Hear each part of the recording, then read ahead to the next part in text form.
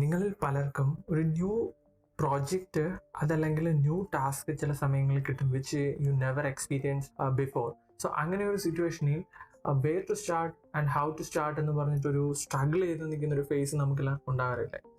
So ഈ ഒരു face ഉള്ളവർക്ക് വേർ ടു സ്റ്റാർട്ട് എന്നുള്ളതിന് ഒരു ആൻസറാണ് എൻ്റെ കയ്യിലുള്ളത്, മൈൻഡ് മാപ്പ്.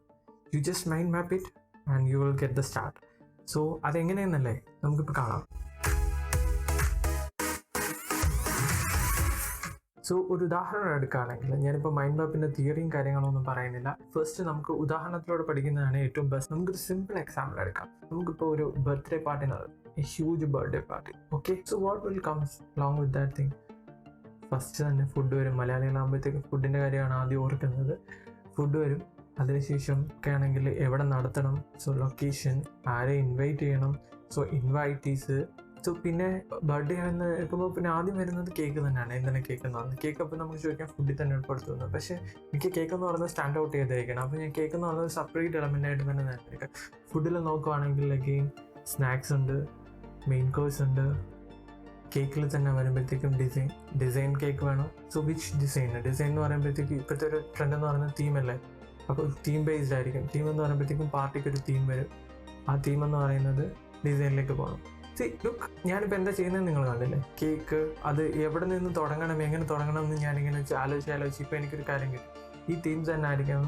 ഇവിടെ ലൊക്കേഷൻ ആകുമ്പോൾ എന്താണ്, ലൊക്കേഷന് പ്രോപ്സ് വേണം, അത് അലങ്കരിക്കണം, ലുക്ക് വേണം. അപ്പോൾ ഈ തീം എന്ന് പറയുന്നത് ഈ പ്രോപ്സുമായിട്ട് കണക്ട് ചെയ്യും. So where to start? ഈ തീമിൽ നിന്ന് സ്റ്റാർട്ട് ചെയ്യാം. തീമിൽ നിന്ന് സ്റ്റാർട്ട് ചെയ്തിട്ട് തീം സെറ്റ് ചെയ്ത് കഴിഞ്ഞാൽ പിന്നെ അതനുസരിച്ചുള്ള കേക്ക് ഡിസൈൻസ് സെർച്ച് ചെയ്യാം. അങ്ങനെ നമുക്ക് മുമ്പോട്ട് പോകാം. ഒരു ഐഡിയ കിട്ടുന്നില്ലേ?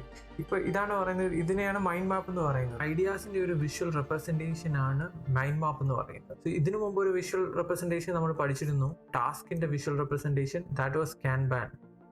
സോ നിങ്ങൾ കണ്ടിട്ടില്ലെങ്കിൽ നിങ്ങൾക്ക് ഈ വീഡിയോ വാച്ച് ചെയ്യാം. ഞാൻ ഐ ബട്ടണിൽ ലിങ്ക് കൊടുത്തേക്കാം. So what are the benefits എന്ന് പറയുമ്പോഴത്തേക്കും, ഫസ്റ്റ് എന്ന് പറഞ്ഞാൽ ഇപ്പോൾ ചെയ്ത് തന്നെ brainstorming and come up with new idea.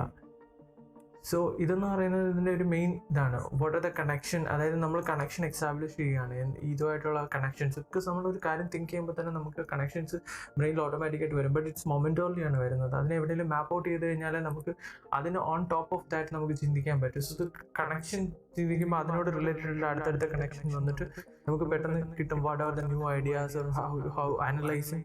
So the better അനാലിസിസിനും ടീച്ചിങ് ആൻഡ് ലേണിംഗ് ഇവിടെ എന്ന് പറയുന്നത് rather than just taking a note, പ്രോപ്പറായിട്ട് ടേക്കിംഗ് അല്ല, പ്രോപ്പറായിട്ട് മാപ്പ് ചെയ്ത് കഴിഞ്ഞ് കഴിഞ്ഞാൽ നമുക്ക് അതിൻ്റെ റിലേഷൻസ് മനസ്സിലാക്കി കഴിഞ്ഞാൽ അതിനകത്ത് കൂടുതൽ അണ്ടർസ്റ്റാൻഡിങ് വരും. അതായത് ഇപ്പം ടോപ്പിക് 1 എന്ന് പറയുന്നത് distantly related to topic 2, how it is related to topic 2 എന്ന് പറയുമ്പോൾ തന്നെ നമുക്ക് സെൻസ് ഉണ്ടാകും to learn that one.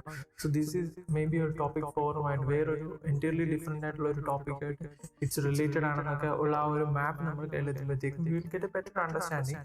And ഇങ്ങനെയുള്ള ഇമേജ് റെപ്രസെൻറ്റേഷൻ ആകുമ്പോഴത്തേക്കും നമ്മുടെ മൈൻഡ് എന്ന് പറയുന്നത് കൂടുതൽ നേരെ ഓർത്തിരിക്കാൻ, അതായത് ബെറ്റർ മെമ്മറൈസ് ചെയ്യാൻ വേണ്ടിയിട്ടും ഇത് നല്ലൊരു ടൂളാണ്.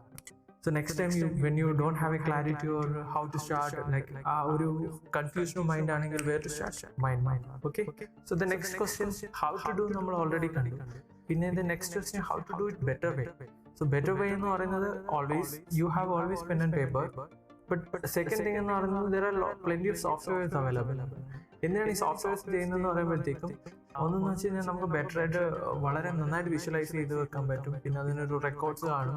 അതിനുശേഷമാണെങ്കിൽ നമുക്ക് എപ്പോഴും കംബാക്ക് വരാം. പിന്നെ അതിനുശേഷം അതിനപ്പുറത്തുള്ള നെക്സ്റ്റ് നമ്മളൊരു ഐഡിയ അനലൈസ് ചെയ്ത് കഴിഞ്ഞ് കഴിഞ്ഞാൽ some task associated to that. So അങ്ങനെയൊക്കെയുള്ള കാര്യങ്ങൾ ബെറ്റർ ഇൻ്റഗ്രേഷനോട് കൂടി ഒരുപാട് സോഫ്റ്റ്വെയർസ് ഇപ്പോൾ അവൈലബിൾ ആണ്.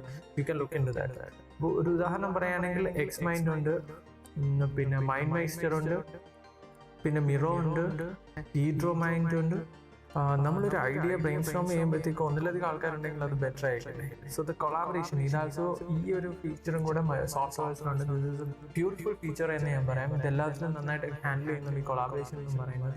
സോ കൊളാബറേഷനും ഈ ടാസ്ക് മാനേജ്മെന്റും ഒക്കെ ചേർന്ന് വരുമ്പോഴത്തേക്കും ഈ സോഫ്റ്റ്വെയർ എന്ന് പറയുന്നത് വളരെ ഹാൻഡിയാണ്. So what I will do, ഞാനാണെങ്കിൽ മിറോയെ പറ്റി ഒരു ഡീറ്റെയിൽഡ് വീഡിയോ ചെയ്യാം. So you will get a feel that how to do it.